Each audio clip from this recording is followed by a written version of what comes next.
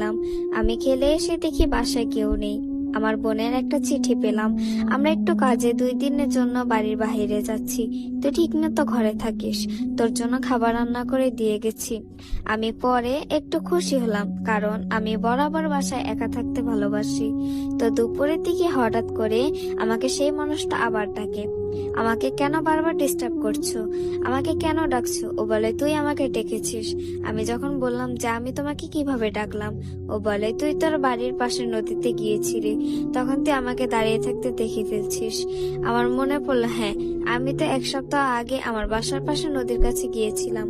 তখন আমি বলি, হ্যাঁ, আমি ওইখানে একজনকে দাঁড়িয়ে থাকতে দেখেছিলাম। তখন আমি বলি, হ্যাঁ, আমি হয়তো বা তোমাকে ভুল করে দেখে ফেলেছি, কিন্তু তুমি কেন আমার পিছনে লেগেছো? তোমার কি ক্ষতি করেছি? ও বলে যে আমাকে দেখে ফেলে আমি তার পিছু কখনো ছাড়ি না, আমি তোর পিছুও ছাড়বো না। আমি ভয় পাই। আমি বলি, কেন? আমি তোমার কি ক্ষতি করেছি? তুই আমাকে দেখে ফেলেছিস।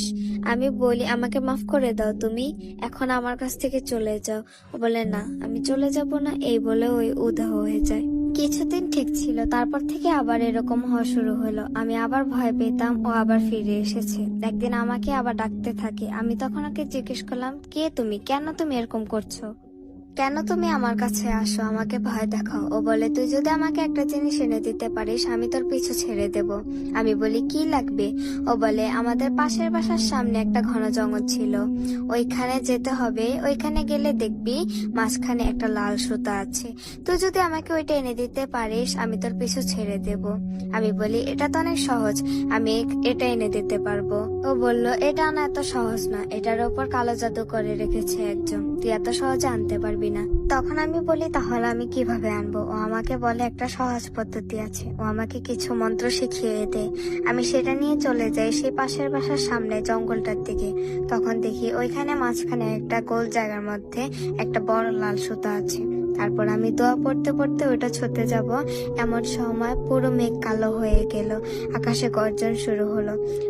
আমি সাহস দেখিয়ে সেই সুতাটাকে যখনই ধরি, তখনই কার যেন চিৎকার করার শব্দ আসে। আমি তাড়াতাড়ি সেই সুতাটা নিয়ে পালিয়ে আসি।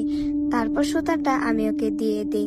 ও বলে, তুই শুধু এনে দিতে পেরেছিস, তোকে আরেকটা জিনিস আনতে হবে। আমি বলি, তুমি না বললে আমি একটা জিনিস এনে দিলে তুমি আমাকে ছেড়ে দিবে?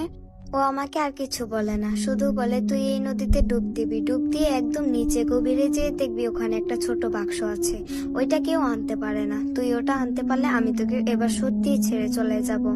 আমি কাউকে কিছু না বলে নদীতে ঝাঁপ দিই, একদম গভীরে চলে যাই এবং গিয়ে দেখি ছোট একটি বাক্স, কিন্তু আমি এটাকে ধরতে পারছিলাম না। তখন ও বলে, এভাবে